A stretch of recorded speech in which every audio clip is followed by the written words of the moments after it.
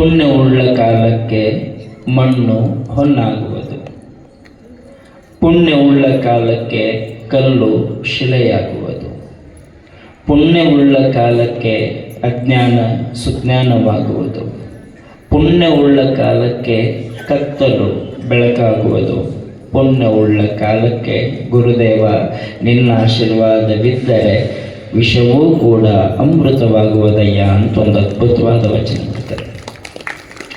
ಪ್ರತಿಯೊಬ್ಬ ಮನುಷ್ಯನಿಗೂ ಕೂಡ ಒಂದು ಪುಣ್ಯದ ಕಾಲ ಅಂತ ಬರಬೇಕು. ನೀವು ಅಂತಿರ್ತೀರಿ ನೋಡ್ರಿ, ಹೆಂಗಿದ್ದರೆ ಬದಲಾಗಿ ಬಿಟ್ಟು ನೋಡ್ರಿ, ಏನಾರ ಭಾಳ ದೊಡ್ಡ ಮಟ್ಟಕ್ಕೆ ಬೆಳೆದು ನೆಲಕ್ಕೆ ಹೊತ್ತುಕೊಂಡು ಬಿದ್ದ ಅಂದ್ರೆ ಏನಂತೀರಿ, ಅವನ ಟೈಮ್ ಕೆಟ್ಟೈತ್ರಿ, ಅವನ ಟೈಮ್ ಕೆಟ್ಟೈತ್ರಿ. ಅಪ್ಪಿತಪ್ಪಿ ಒಂದು ವಾರದಾಗ ಅವ ಬದಲಾಗಿಬಿಟ್ಟ, ಭಿಕ್ಷೆ ಬೇಡುವಂಥ ಒಂದು ಚಲೋ ಕಾರ್ ತಗೊಂಡು ಊರಿಗೆ ಬಂದಂದ್ರೆ ಟೈಮ್ ಚಲೋ ಐತ್ರಿ, ಅವಂಗ ಟೈಮ್ ಚಲೋ ಐತ್ರಿ. ನಾವು ಎದ್ರೂ ಟೈಮ್ ನೋಡ್ತೀವಿ, ಬಿದ್ರೂ ಟೈಮ್ ನೋಡ್ತೀವಿ, ಗೆದ್ರೂ ಟೈಮ್ ನೋಡ್ತೇವೆ, ಸೋತ್ರೂ ಟೈಮ್ ನೋಡ್ತೇವೆ. ನಾವು ಗೆದ್ದಾಗ ಸಮಯ ಚಲೋ ಐತಿ ಅಂತ ತಿಳ್ಕೊಳ್ಳೋ ನಾವೆಲ್ಲ ಒಂದು ತಿಳ್ಕೊಳ್ಬೇಕು, ಟೈಮ್ ಚಲೋ ಐತೋ ಇಲ್ಲೋ ಗೊತ್ತಿಲ್ಲ, ಆದ್ರೆ ಆ ಪುಣ್ಯದ ಕಾಲಕ್ಕೆ ಗುರುವಿನ ಆಶೀರ್ವಾದ ಐತಿ ಎನ್ನುವಂಥದ್ದನ್ನು ತಿಳ್ಕೊಳ್ಳೋ. ಸುಮ್ಮನೆ ಸಂಪತ್ತು ಯಾರಿಗೂ ಬರೋದಿಲ್ಲ, ಸುಮ್ಮನೆ ಸಂಪತ್ತು ಯಾರಿಗೂ ಬರೋದಿಲ್ಲ, ಬಂದ ಸಂಪತ್ತು ಯಾರಿಗೂ ಉಳಿಯೋದಿಲ್ಲ, ಬಂದ ಸಂಪತ್ತು ಯಾರಿಗೂ ಉಳಿಯೋದಿಲ್ಲ. ನಿಮಗೆ ಗೊತ್ತಿರಲಿ, ನಡಕ ಬಂದದ್ದು ನಡಕ ಹೋಗ್ತೈತಿ, ಏನು ನಡಕ ಬರ್ತೈತಲ್ಲ ಇದು ನಡಕ ಹೋಗಿಬಿಡ್ತೈತಿ. ಬರೋದಕ್ಕಿಂತ ಮೊದಲು ನಾವು ಹೇಗಿರ್ತೇವೆ, ಬಂದ ಮೇಲೂ ಕೂಡ ಹಾಗೆ ಇರಬೇಕು. ದೇವರು ಒಂದು ಸಾರಿ ಕೊಟ್ಟು ನೋಡ್ತಾನೆ, ಒಂದು ಸಾರಿ ಬಿಟ್ಟು ನೋಡ್ತಾನೆ. ದೇವರ ಒಂದು ಸರಿ ಕೊಟ್ಟು ನೋಡ್ತಾನ, ಇನ್ನೊಂದು ಸರಿ ಬಿಟ್ಟು ನೋಡ್ತಾನ. ಕೊಟ್ಟಾಗ ದೇವರನ್ನ ಮರೆತ್ರ, ಬಿಟ್ಟಾಗ ನೀವು ನೆನೆಸ್ಕೊಂಡ್ರು ಬಂದು ಕೈ ಹಿಡಿದೆತ್ತೋದಿಲ್ಲ, ಬಹಳ ಎಚ್ಚರದಿಂದ ನಡೆಸೋದು ಜೀವನ. ಅದಕ್ಕೆ ನಮ್ಮವರಂತಾರೆ, ಬೆಳಗುವ ಸೂರ್ಯನು ಬದುಕಿರಲಾರನು ಸಂಜೆ ವೇಳೆಗೆ, ಇರುಳಿನ ಚಂದಿರ ಉಳಿದಿರಲಾರನು ಮುಂಜಾನೆಗೆ. ಈ ಜಗದ ಜೀವಯಾತ್ರೆ ಬರೀ 3 ದಿನವೂ ತಾನೆ. ಕಣ್ಣಲ್ಲೇ ನೀರುಂಟು, ಕಣ್ಣೀರಲ್ಲಿ ಕಥೆಯುಂಟು, ಹೂವಲ್ಲಿ ಗಂಧ ಗಾಳಿಯುಂಟು, ಹಾಡುವ ಗೆಳೆಯ ನೋಡುವ. 12 ತಾಸು ಆಯಿತು ಅಂತಂದ್ರೆ ಬೆಳಗೋ ಸೂರ್ಯನೇ ಇರೋದಿಲ್ಲ. ಇನ್ನು 12 ತಾಸು ಆಯಿತು ಅಂತಂದ್ರೆ ಆ ಬೆಳಗೋ ಚಂದ್ರನೂ ನಮಗೆ ಸಿಗೋದಿಲ್ಲ. ಅವರಿಬ್ಬರ ಬೆಳಕೆ 12 ತಾಸಿಗೊಮ್ಮೆ ಚೇಂಜ್ ಆಗುತ್ತಂದ್ರೆ ಇನ್ನು ನಮ್ಮ ಬದುಕು ಚೇಂಜ್ ಆಗೋದಿಲ್ಲ. ಅರ್ಥ ಮಾಡ್ಕೊಳ್ಬೇಕಲ್ಲ, ಅರ್ಥ ಮಾಡ್ಕೊಳ್ಬೇಕಲ್ಲ. ಯಾವತ್ತೂ ಕಷ್ಟ ಶಾಶ್ವತ ಅಲ್ಲ, ಹಂಗಂತ ಸುಖನೂ ಯಾವತ್ತೂ ಇರೋದಿಲ್ಲ. ಯಾವತ್ತೂ ಕಷ್ಟ ಶಾಶ್ವತ ಅಲ್ಲ, ಹಂಗಂತ ಸುಖನೂ ಯಾವತ್ತೂ ನಮ್ಮ ಜೊತೆ ಇರೋದಿಲ್ಲ.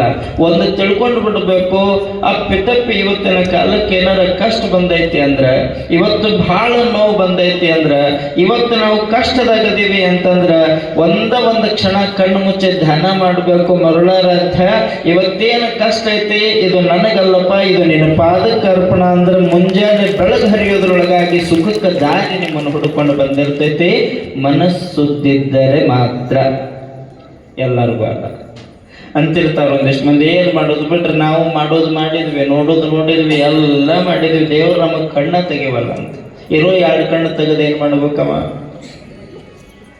ಇರೋ 2 ಕಣ್ಣು ತೆಗೆದು ಮಾಡಬೇಕಾಗಿರೋದು ಏನೈತವ? ಅವಾಗ ಕಣ್ಣು ತೆಗಿವಲ್ಲ, ಅಲ್ಲ ಅವನ್ನ ನೀವು ಕಣ್ಣು ಬೆಚ್ಚಿ ನೋಡುವಲ್ರಿ, ಅವನ್ನ ನೀವು ಕಣ್ಣು ಬೆಚ್ಚಿ ನೋಡುವಲ್ರಿ. ಯಾವಾಗ ದೇವರು ಕಣ್ಣು ತೆಗಿತಾನೆ ಅಂತಂದ್ರೆ ನಿಮಗೆ ಗೊತ್ತಿರ್ಲಿ, ದೇವರು ಯಾವಾಗ ನಿಮಗೆ ಕಣ್ಣು ತೆಗಿತಾನಂದ್ರೆ ನೀವು ಯಾವಾಗ ಇನ್ನೊಬ್ರು ಅಳೋದನ್ನ ನೋಡಿ ನಗ್ವಂತ ಕುಂದ್ರೋದಲ್ಲ, ಇನ್ನೊಬ್ರು ಬಿದ್ದಿರೋದನ್ನ ನೋಡಿ ಮತ್ತೊಬ್ಬರಿಗೆ ಹೇಳೋದಲ್ಲ, ಯಾರಿಗಾರ ಒಬ್ಬರಿಗೆ ಕೆಟ್ಟದ್ದಾಗೈತಂದ್ರೆ ಊರು ತುಂಬ ಸುದ್ದಿ ಮಾಡೋದಲ್ಲ.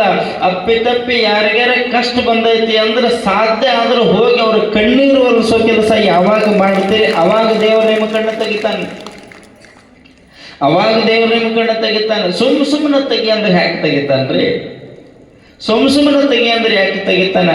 ಅಳಲಿಲ್ಲ ಅಂದ್ರ, ಕಾಣಲಿಲ್ಲ ಅಂದ್ರ ಹೊಟ್ಟಾಗ ಹುಟ್ಟಿಸಿರುವಂತಹ ತಂದೆ ತಾಯಿನ ನಮಗೇನು ಕೊಡಂಗಿಲ್ಲ, ಮತ್ತು ದುಡಿಲಿಲ್ಲ ಅಂದ್ರೆ ದೇವ್ರು ಕೊಡ್ತಾನೆ. ಸಣ್ಣ ಸಣ್ಣ ಹುಡುಗರು ಅಳ್ಳಿಲ್ಲ ಅಂದ್ರೆ ನೀವು ಸುಮ್ಮನೆ ಅವ್ರಿಗೆ ಏನ್ ಕೇಳ್ತಾರೆ ಅದನ್ನು ಕೊಡ್ತೀರ ನೀವು? ಸಾಧ್ಯನೇ ಇಲ್ಲ. ಅದು ಹತ್ರ ಅದು ಕಾಡಿದ್ರೆ ಏನಾರ ಕೊಡ್ಬೇಕು ಅಂತ ನಿಮಗೆ ಅನಿಸ್ತೈತಲ್ಲ, ಹಂಗ ನೀವು ಶ್ರದ್ಧೆಯಿಂದ ದುಡಿದ್ರೆ ಮಾತ್ರ ದೇವ್ರು ನಿಮಗೆ ಏನಾದ್ರು ಕೊಡ್ಬೇಕು ಅಂತ ನಿರ್ಧಾರ ಮಾಡ್ತಾನೆ. ಶ್ರದ್ಧೆ ಇಲ್ಲ ಅಂದ್ರೆ ಸಾಧ್ಯನೇ ಇಲ್ಲ, ಸಾಧ್ಯನೇ ಇಲ್ಲ. ಕೇಳಲಿಲ್ಲ ದೇವನೆಂದೂ ನಿನ್ನ ಚಿನ್ನದ ಕಿರೀಟವ, ಕೇಳಲಿಲ್ಲ ದೇವನೆಂದೂ ನಿನ್ನ ಬೆಳ್ಳಿಯ ಆಭರಣವ, ಕೇಳಲಿಲ್ಲ ದೇವನೆಂದೂ ನಿನ್ನ ಲಕ್ಷ ಲಕ್ಷ ಪುಷ್ಪವ, ಕೇಳಲಿಲ್ಲ ದೇವನೆಂದೂ ನಿನ್ನ ಹಾಲು ತುಪ್ಪದ ಅಭಿಷೇಕವ. ಕೇಳಿದರೆ ಕೇಳುವನೊಮ್ಮೆ ಅವನು ದೇವರ ಮೂರ್ತಿಯ ಬೆನ್ನು ಹತ್ತಿ ಪೂಜೆ ಮಾಡುವ ಬದಲು ಬಿದ್ದವರ ನೆತ್ತಿದರೆ ಸಾಕು ಮನೆಗೆ ಬಂದು ವರ ಕೊಡುವ, ಮನೆಗೆ ಬಂದು ವರ ಕೊಡಲ್ಲ. ನಮ್ಮ ಕಡೆ ಒಂದು ಶಾಸ್ತ್ರದ ಕಪ್ಪತ್ತು ಗುಡ್ಡನ 70 ಗಿರಿ ನೋಡುವುದಕ್ಕಿಂತ ಒಂದು ಸರಿ ಕಪ್ಪತ್ತಗಿರಿ ನೋಡು ಅಂತಾರೆ. ಬಹಳ ದೊಡ್ಡ ದೊಡ್ಡ ಶರಣರು ಸ್ವಾಮಿಗಳು ಅಲ್ಲಿ ಬಂದು ಅನುಷ್ಠಾನ ಮಾಡ್ತಾರೆ. ಈ ಭೂಮಿಯ ಮೇಲಿನ ಸಂಜೀವಿನಿ ಪರ್ವತ ಅಂತ ಅದಕ್ಕೆ ಕರೀತಾರೆ, ಸಂಜೀವಿನಿ ಪರ್ವತ ಅಂತ ಕರೀತಾರೆ. ಕಪ್ಪತ್ತಗಿರಿ ಅಂತ ಸುಮಾರು ಒಂದು 3000ದಿಂದ 5000 ಎಕರೆ ಅದದು, 5000 ಎಕರೆ ಅದು. ಬಹಳ ದೊಡ್ಡ ದೊಡ್ಡ ಸ್ವಾಮಿಗಳು ಬಂದು ಅಲ್ಲಿ ತಪಸ್ಸು ಮಾಡ್ತಾರೆ.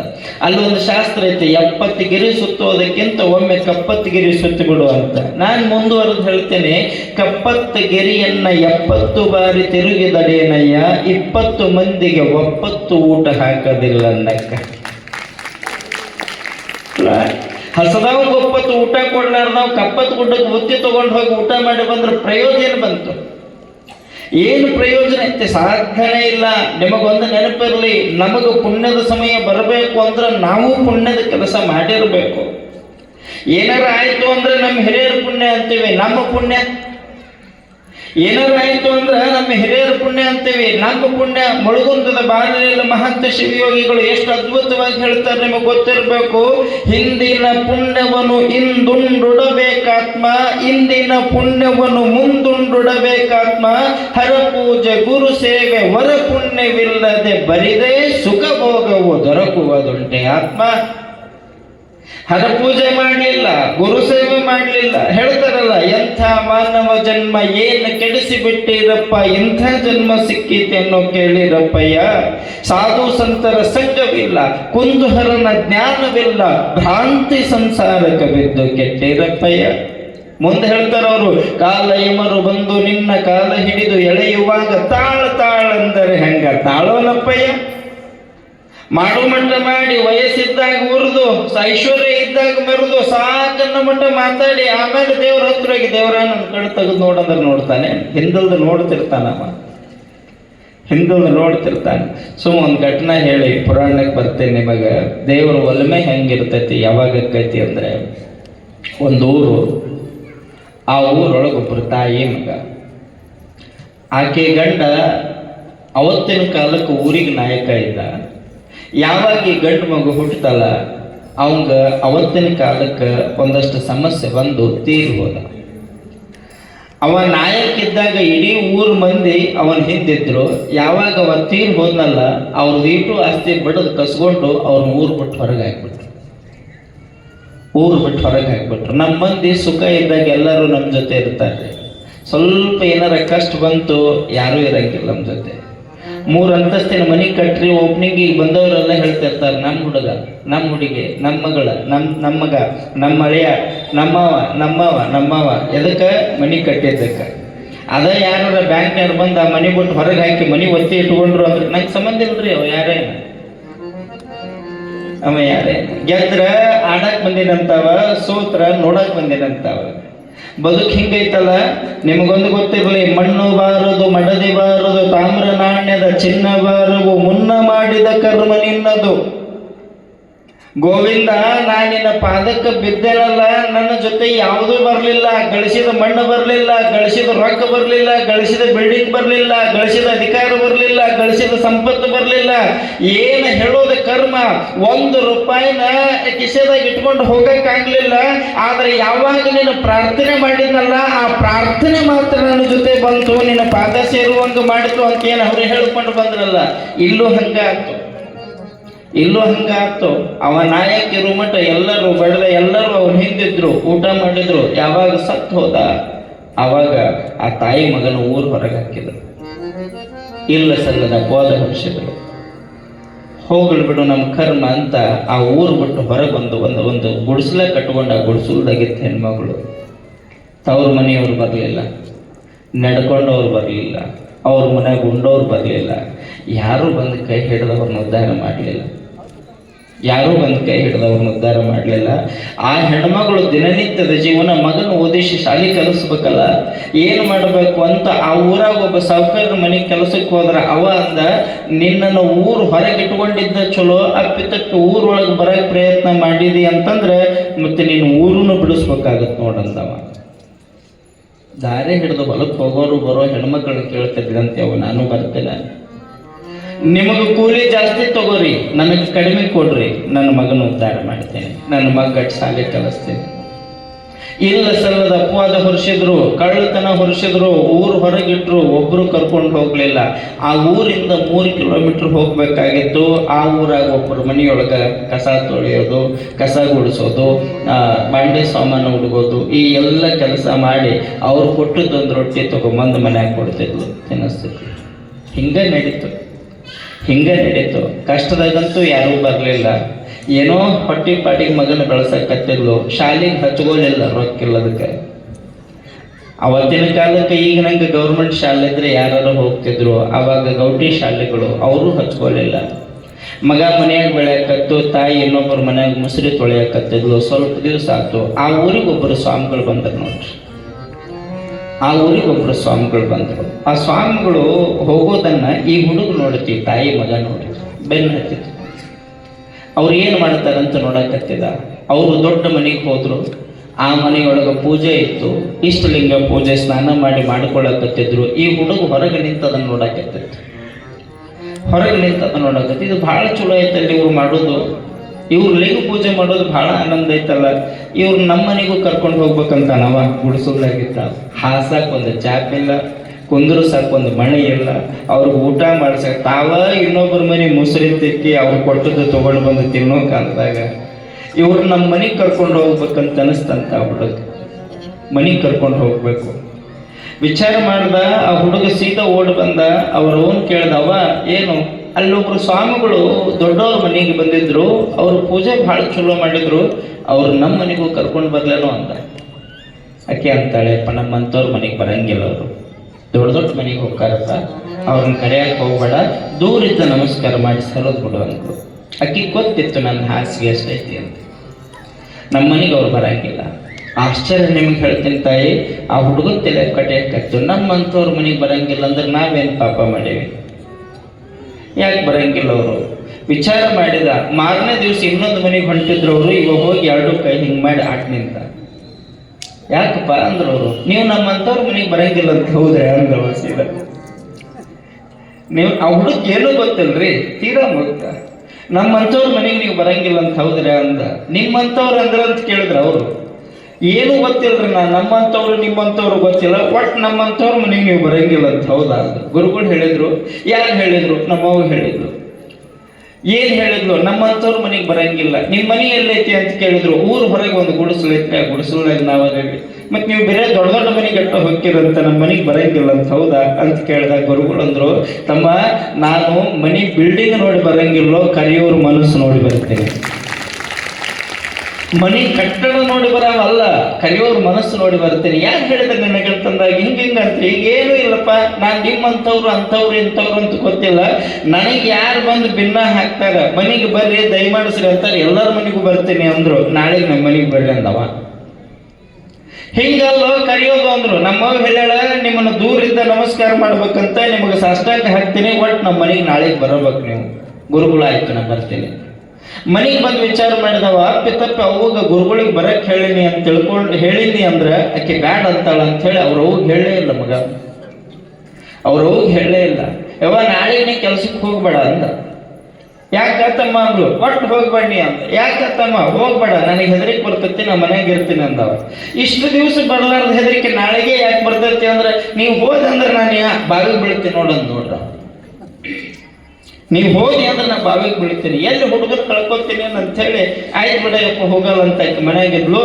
ಆಡಕ್ಕೆ ಹೋಗಿ ಬರ್ತೀನಿ ತಡಿ ಅಂತ ಹೋದ. ಅವ್ನು ಸೀದಾ ಸ್ವಾಮಿಗಳ ಮಠಕ್ಕೆ ಹೋದ, ಕೈ ಮುಗಿದ, ಬರ್ರಿ ನಮ್ಮ ಮನೆಗೆ ಅಂತ ಕರ್ಕೊಂಬಂದ್ಬಿಟ್ಟ. ಮನೆ ಮಡಿ ಮಾಡಿಲ್ಲ, ಮನೆ ತೊಳೆದಿಲ್ಲ, ಇವ್ರಿಗೆ ಕುಂದ್ರ ಸಾಕು ಮಣಿ ಇಲ್ಲ, ಪ್ರಸಾದಕ್ಕೆ ಚಲೋ ತಾಟನೂ ಇಲ್ಲ ಅವ್ರ ಮನ್ಯಾಗ. ನೇರವಾಗಿ ಹೋಗ್ಯಾನ, ಗುರುಗಳು ಕರ್ಕೊಂಬಂದನ, ಬಾಗಲ್ದಾಗ ನಿಂದ್ರಿಸ್ಯಾನ, ಒಳಗೆ ಹೋಗಿ ಅಂತಾನೆ, ಯವ್ವ ನಮ್ಮಂಥವ್ರ ಮನೆಗೆ ಬರಂಗಿಲ್ಲ ಅಂತ ಇಲ್ಲಿ ಅಜ್ಜೋರು ಕರ್ಕೊಂಬಂದಿನಿ, ಬಾ ಅವ್ರನ್ನ ಒಳಗೆ ಕರ್ಕೊಂಡ್. ಹೆಂಗಾಗ್ಬೇಡ ಹೆಣ್ಣು ಮಗಳಿಗೆ. ಯಪ್ಪ ಎಂಥ ಕೆಲಸ ಮಾಡಿದವನಿ ಅಂತ ಓಡಿ ಬಂದ್ಲು, ಪಾದಕ್ಕೆ ನಮಸ್ಕಾರ ಮಾಡಿದ್ಲು, ಒಂದು ಚರಿಗೆ ನೀರು ಹಾಕಿದ್ಲು. ನಮ್ಮ ಹುಡುಗ ತಪ್ಪಿ ನಿಮ್ಮನ್ನು ಕರ್ಕೊಂಬಂದ್ಬಿಟ್ಟಾನ್ರಿ, ಕ್ಷಮ ಮಾಡ್ರಿ ಬುದ್ಧಿ. ನಿಮ್ಮಂಥವ್ರನ್ನ ಸತ್ಕರಿಸುವ ಸಂಪತ್ತು ಭಗವಂತ ನನಗಿನ್ನೂ ಕೊಟ್ಟಿಲ್ಲ, ನಿಮ್ಮಂಥವ್ರನ್ನ ಸತ್ಕರಿಸುವ ಸಂಪತ್ತ ದೇವ್ರು ನನಗಿನ್ನೂ ಕೊಟ್ಟಿಲ್ರಿಪ್ಪ, ಕ್ಷಮ ಮಾಡಿಬಿಡ್ರಿ. ಯಾರ ದೊಡ್ಡ ಮನೆಗೆ ಹೋಗ್ರಿ ಅಂದಾಗ ಅವ್ರಂತಾರೆ, ಒಮ್ಮೆ ಬಂದುಬಿಟ್ಟೇನವ ನಿನ್ನ ಮನೆಯೊಳಗೆ ಒಂದು ಗುಟ್ಟದು ನೀರು ಕುಡಿದು ಹೋಗ್ತೀನಿ, ಹೊಳ್ಳಿ ಹೋಗಂಗಿಲ್ಲ ಅನ್ನೋದು. ಒಲಿದರೆ ಕೊರಡು ಕೊನರುವುದು, ಒಲಿದರೆ ಬರಡು ಹಯನಹುದು, ಒಲಿದರೆ ವಿಷವು ಕೂಡ ಅಮೃತವಾಗುವುದು, ಒಲಿದರೆ ಸಕಲ ಪಡಿ ಪದಾರ್ಥಗಳ ಇಡಿಯಲ್ಲಿಪ್ಪವು ಅಂತ ಬಸವಣ್ಣವ್ರು ಹೇಳಿದ್ರಲ್ಲ. ವಾಮಕ್ಷೇಮ ನಿಮ್ಮದು, ಹಾನಿ ವೃದ್ಧಿ ನಮ್ಮದು, ಮಾನ ಅಪಮಾನ ನಿಮ್ಮದು ಅಂತ ಅವ್ರ ಮೇಲೆ ಹಾಕಿದ್ರಲ್ಲ ಬಸವಣ್ಣವರು. ಪುಣ್ಯದ ಕಾಲ ಬಂತು ಅಂತಂದ್ರೆ ಏನು ಬೇಕಾರಾಗುತ್ತೆ ಅನ್ನೋದಕ್ಕೆ ಇದು ಸಾಕ್ಷಿ. ಆ ಹೆಣ್ಮಗಳು ಇಲ್ಲ, ನಿಮ್ಮ ಮನೆಗೆ ಬರಬೇಕು, ಬರ್ರಿಪ್ಪ ಅಂತ ಒಳಗೆ ಕರ್ಕೊಂಡು ಹೋದ್ಲು. ತಂದು ಸೀರೆ ನೀರಾಗಿ ಎತ್ತಿದ್ಲು, ಅದನ್ನು ತೆಳಗೆ ಹಾಸಿ ಕೂಡ್ರಿ ಬುದ್ಧಿ ನೀವು ಪೂಜೆ ಮಾಡ್ಕೊಳ್ರಿ ಅಂತ ಸ್ನಾನಕ್ಕೆ ಕಳಿಸ್ತಾಳ.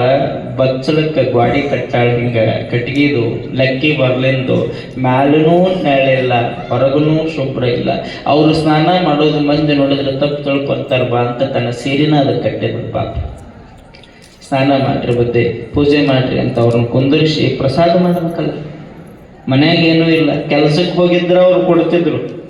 ಏನು ಮಾಡಬೇಕು ಅಂತ ತಿಳ್ಕೊಂಡು ಸುತ್ತ ಒಂದು 4 ಮನೆಗೆ ಹೋಗಿ ಶರಗೊಡ್ಡೆ ಬೀಳ್ತಾಳೆ, ಏನಾರ ಇದ್ರು ಒಂಚೂರು ಕೊಡ್ರಿ.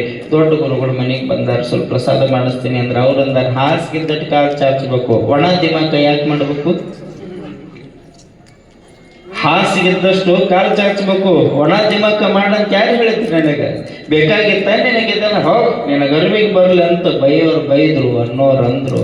ಒಂದು ಮನೆಗೆ ಹೋಗಿ ಕಟ್ಟು ನಿಟ್ಟಾಗಿ ಮಾತಾಡ್ತಾಳೆ, 3 ದಿನ ನಿಮ್ಮ ಮನೆಗೆ ಮುಸುರಿ ತೆಗ್ತೀನಿ, ಏನಾರ ತುತ್ತು ಕೊಡ್ರಿ, ಏನಾರ ತುತ್ತು ಕೊಡ್ರಿ.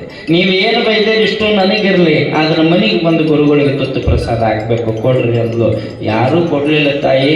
ಊರು ಹೊರಗೆ ದೇವಸ್ಥಾನ ಇತ್ತು, ದೇವಸ್ಥಾನಕ್ಕೆ ಹೋದ್ಲು. ಅಲ್ಲಿ ಕೊಬ್ಬರಿ ಹೊಡೆದಿದ್ರೆ, ತೆಂಗಿನಕಾಯಿ ಹೊಡೆದಿದ್ರು. ಆ ಕೊಬ್ಬರಿ ತೊಗೊಂಡು ಬಂದ್ಲು ನೋಡಪ್ಪ. ಆ ಕೊಬ್ಬರಿ ತೊಗೊಂಡು ಬಂದ್ಲು. ಮನ್ಯಾಗ ನಿನ್ನೆದೊಂದು ಅರ್ಧ ರೊಟ್ಟಿ ಇತ್ತು. ಆ ರೊಟ್ಟಿ ಕೊಬ್ಬರಿನ ಕಲ್ಲಾಗಿ ಹಾಕಿ ಜಜ್ಜಿದ್ಲು, ಅದಕ್ಕೊಂಚೂರು ಮೆಣಸಿನ್ಕಾಯಿ ಹಾಕಿದ್ಲು, ಸ್ವಲ್ಪ ಉಪ್ಪು ಹಾಕಿದ್ಲು. ಆ ತಂಗಳ ರೊಟ್ಟಿ ಕೊಬ್ಬರಿ ಹಿಂಡಿನ ಮುಂದಿಟ್ಟು ಪ್ರಸಾದ ಮಾಡ್ರಪ್ಪ ಅಂದ್ಲು. ಅವ್ರು ಹಿಂಗೆ ಪ್ರಸಾದ ಮಾಡಿದ್ರು, ಖುಷಿಯಿಂದ ಪ್ರಸಾದ ಮಾಡಿದ್ರು. ಇದು ಕೆಟ್ಟೈತಿ ಅನ್ನಲಿಲ್ಲ, ಇದು ತಂಗಳದೈತಿ ಅನ್ನಲಿಲ್ಲ, ಚಲೋತ್ನಾಗೆ ಪ್ರಸಾದ ಮಾಡಿದ್ರು. ಪ್ರಸಾದ ಮಾಡಿ ಹೊರಗೆ ಹೋಗ್ಬೇಕಾದ್ರೆ ಸುಮ್ಮನೆ ಹೋಗ್ಬೇಕಿಲ್ಲ ಪುಣ್ಯಾತ್ಮ. ಆ ಹೆಣ್ಮಗಳು ತನ್ನ ಗುಡಿಸಲಕ್ಕೆ ಒಂದು ಮಲ್ಲಿಗೆ ಕಂಟಿ ಹಚ್ಚಿದ್ಳು. ಒಂದು ಮಲ್ಲಿಗೆ ಕಂಟಿ ಹಚ್ಚಿದ್ಲು. ಆ ಹೂ ಮಾರಿದ್ರೆ 2 ರೂಪಾಯಿ ಬರ್ತಿತ್ತು ಆಕೆಗೆ. ಹಣದ ಹೂ ಮಾರಿದ್ರೆ 2 ರೂಪಾಯಿ ಬರ್ತಿತ್ತು. ಇವ್ರು ಏನು ಮಾಡಿದ್ರು ಅಂದ್ರೆ, ಉಂಡು ಹೋಗೋ ಮುಂದೆ ನಿಂಗೆ ಚಲೋ ಆಗಿದಾವ ಅಂತ ಸುಮ್ಮನೆ ಹೋಗಬೇಕಿಲ್ಲ, ಮಲ್ಲಿಗೆ ಕಂಟಿ ಕಿತ್ತು ಹೋಗ್ಯಾರ. ನಾವು ಬೇರೆ ಸಮೇತ ಕಿತ್ತು ಅವ್ರಿಗೆ ಇಷ್ಟು ಸಿಟ್ಟು ಬಂದ ತಕ್ಕೆಗೆ ಇಲ್ಲದ ಮನೆಗೆ ಬಂದಾರ.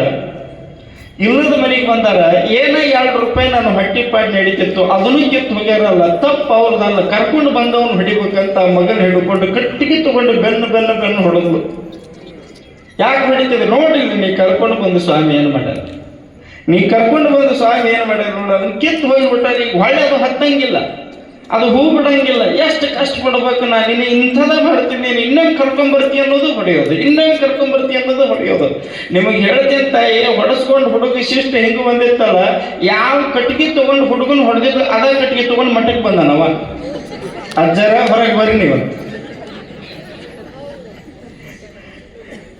ಗೊತ್ತಾಗ್ತದೆ ನಿಮಗೆ ಮುಂದವ ಏನು ಮಾಡಿದಂತ. ನಗಟೇನಂದ್ರೆ ಗೊತ್ತಾಗಿರುತ್ತೆ. ಅಜ್ಜರ ಸರಳ ಹೊರಗೆ ಬರ್ರಿ ಅಂದಿವ. ಮೊದ್ಲು ಕರೆಯೋ ಮುಂದೆ ಇವನ ಭಾಷೆ ಬ್ಯಾರೇನೇ ಇತ್ತು. ಹೊಡೆಸ್ಕೊಂಡಿದ್ದ ಬರೀ ಹೊರಗೆ ಬರ್ರಿ ಅಂದ. ಯಾಕೆ ಬಾರಿ ಹೊರಗೆ ಬರ್ರಿ ನೀವು ಅಂದ. ಯಾಕೆ ನೋಡ್ರಿ ಕಟ್ಟಿಗೆ ತಂದಿನಂದವ. ಏನಂತಲ್ಲೇ ಅಂತ ಕೇಳಿದ್ರು. ನೋಡ್ರಿ ಬೆಣ್ಣು ತುಂಬ ನಮ್ಮ ಹೊಡೆದಾಳ. ಉಂಡು ಮನೆಗೆ ಬರುವುದು ಬಿಟ್ಟುಗಟ್ಟ ನಮ್ದು ಮಲ್ಲಿಗೆ ಕಂಟಿ ಕಿತ್ತು ಬಂದಿರ ನೀವು ಅಂದಾಗ ಅವ್ರಂದ್ರು, ಹೌದಪ್ಪ ಕಿತ್ತು ಬಂದೀನಿ. ಎಲ್ಲಿ ಮಟ್ಟ ಕಿತ್ತಿನಲ್ಲ ಅಲ್ಲಿ ಮಟ್ಟ ತೆಗೆದು ಹೊಳ್ಳಿ ಮುಚ್ಚನ್ನು ಹೋಗಿ ನಿಮ್ಮ ಅವ್ನ ಅಂದ್ರ. ಅವ್ರು ಮುಚ್ಚಿದ್ರು ಸುದ್ದ ಇರ್ತನ್ರಿ, ನೀ ಹೇಳಿ ಹೋಗು ಅಂದ್ರು. ಓಡಿ ಬಂದ. ಅವ್ರವನ್ನ ಕರೆದ, ಯವ ಅಜ್ಜಾರ ಮಠಕ್ಕೆ ಹೋಗಿದ್ದೆ, ಉಂಡು ಹೋಗಿದ್ರಲ್ಲ, ಅವ್ರು ಹೇಳ್ಯಾರ ಅವ್ರು ಎಲ್ಲಿ ಮಟ್ಟಕ್ಕೆ ಕಿತ್ತಾರ ಅಲ್ಲಿ ಮಟ್ಟ ತೆಗೆದು ಮುಚ್ಚಬೇಕಂತ ಅಂದಾಗ, ನಿನ್ನೂ ಅವನು ಕೂಡ ಮುಗಿಸ್ತೀನಿ ಬಾ ಅಂದ. ಹೇಳಿದವನ್ನ ಕೇಳಿದವನು ಕೂಡ ಮುಗಿಸ್ತೀನಿ ಬಾ ಅಂದ್ರು. ಇನ್ನು ನಮ್ಮವ್ ಮುಚ್ಚಂಗಿಲ್ಲ ಬಾ ಅಂತ ತಿಳ್ಕೊಂಡ ಹುಡುಗಿ ಏನ್ ಮಾಡಿದ ಅಂದ್ರೆ ಒಂದು ಕಟ್ಟಿಗೆ ತಗೊಂಡು ಅದನ್ನ ತೆಗಿಯಕತ್ತಿದ, ತೆಗೆದ. ಅವ್ರು ಎಲ್ಲಿ ಮಟ್ಟ ಕಿತ್ತಿದ್ರು ಅಲ್ಲಿ ಮಟ್ಟ ಹಿಂಗ ತೆಗೆದು ಮಣ್ಣು ತೆಗೆದು ಸ್ವಚ್ಛ ಮಾಡಿದ. ಅಲ್ಲೊಂದು ಬಂಗಾರದ ಹಂಡೆ ಮೇಲಿತ್ತು. ನಡೆದದ್ದು ಹೇಳಕತ್ತೇನೆ ನಾ, ಕಾಲ್ಪನಿಕ ಕಥೆ ಎಲ್ಲ. ಬಂಗಾರದ ಹಂಡೆ ಮ್ಯಾಲಿತ್ತಲ್ಲ, ಅದನ್ನ ತಗೊಂಡು ಯವ್ವ ನೋಡ್ ಬಾಯಿ ಏನೋ ಕಣ್ಣು ಅಂತೈತಿ ಅಂದ. ಬಂಗಾರ ಸಿಕ್ತು, ತಗೊಂಡು ಒಳಗೆ ಹೋಗ್ಬೇಕಾಗಿತ್ತಲ್ಲ ಹೆಣ್ಮಗಳು. ಬಂಗಾರ ಸಿಕ್ತು, ಒಳಗೆ ಹೋಗ್ಬೇಕಾಗಿತ್ತಲ್ಲ. ಹೆಣ್ಮಕ್ಳು ಏನ್ ಮಾಡಿದ್ಲು ಅಂದ್ರೆ ಅದ ಹಂಡೆನ ಹಂಗ ತಲೆ ಮೇಲೆ ಹೊತ್ಕೊಂಡು ಸೀದಾ ಮಠಕ್ಕೆ ಹೋದ್ಲು. ಅಜ್ಜರ ಮುಂದಿಟ್ಲು, ನಮಸ್ಕಾರ ಮಾಡಿದ್ಲು. ಯಪ್ಪ ಎಲೆಗೊಲ್ಲದ ನಾಲಿಗೆ ಹೊಟ್ಟಿ ಪಾಟಿಗೆ ಏನೋ ಮಾತಾಡ್ಬಿಟ್ಟೈತಿ ನಿಮ್ಮ ಬಗ್ಗೆ, ನಿಮ್ಮ ಶಕ್ತಿ ನನಗೆ ಗೊತ್ತಾಗ್ಲಿಲ್ಲ, ನನಗೆ ಕ್ಷಮಾ ಮಾಡಿಬಿಡ್ರಿ, ನೀವು ಇದನ್ನ ತಗೊಳ್ರಿ ಅಂತಂದಾಗ ಗುರುಗಳು ಅಂದ್ರು, ಗುರು ಪಾದ ಇಟ್ಟು ಗುರು ಒಲಮೆಯಾಗಿದ್ದಕ್ಕಾಗಿ ಪರಮಾತ್ಮ ನಿನಗೂ ಕೊಟ್ಟನವ, ಅದನ್ನ ಮಠಕ್ಕೆ ತಗೊಂಡ ನಾನೇನು ಮಾಡ್ಲಿ, ತಗೊಂಡು ಹೋಗು ಅಂದಾಗ ಬ್ಯಾಡಪ್ಪ ಅಂದಾಗ ಒಂದ ಮಾತು ಹೇಳ್ತಾರೆ ಗುರುಗಳು, ಎಲ್ಲಿವರೆಗೂ ನಿನ್ನ ಮನೆತನ ಇರ್ತೈತಿ ಅಲ್ಲಿವರೆಗೂ ನಿನ್ನ ಮನ್ಯಾಗ ನಿತ್ಯ ದಾಸೋಹ ನಡೀಲಿ. ಒಬ್ಬ ಗುರುವಿಗೆ ತಂಗಳ ರೊಟ್ಟಿ ಕೊಬ್ಬರಿ ಖಾರ ಕೊಟ್ಟ ನೀನು ಮನೆಯೊಳಗೆ ಕೊಬ್ಬರಿ ಹೋಳಿಗೆ ಮಾಡಿ ಉಣಿಸುವಂಗಾಗ್ಲಿ, ತಗೊಂಡು ಹೋಗುವಂತ ಆಶೀರ್ವಾದ ಮಾಡಿದ್ರು. ಹಂಗ ಆಶೀರ್ವಾದ ಮಾಡಿದ ಗುರುಗಳು ಗರಗದ ಮಡಿವಾಳಪ್ಪನವರು. ಹಂಗ ಆಶೀರ್ವಾದ ಮಾಡಿದ ಗುರುಗಳು ಗರಗದ ಮಡಿವಾಳಪ್ಪನವರು ಆಶೀರ್ವಾದ ತಗೊಂಡವ್ರು ಅವತ್ತಿನಿಂದ ಇವತ್ತಿನವರೆಗೂ ಪ್ರತಿ ವರ್ಷ ಜಾತ್ರೆಗೆ ಒಂದು ದಿವಸದ ಸಂಪೂರ್ಣ ಅನ್ನ ದಾಸೋಹ ಅವ್ರ ಮನ್ಯಾಗ ಮಾಡ್ತಾರೆ. ಜಾತ್ರೆ ದಾಸೋಹ ಅವರ ಕೊಡ್ತಾರೆ.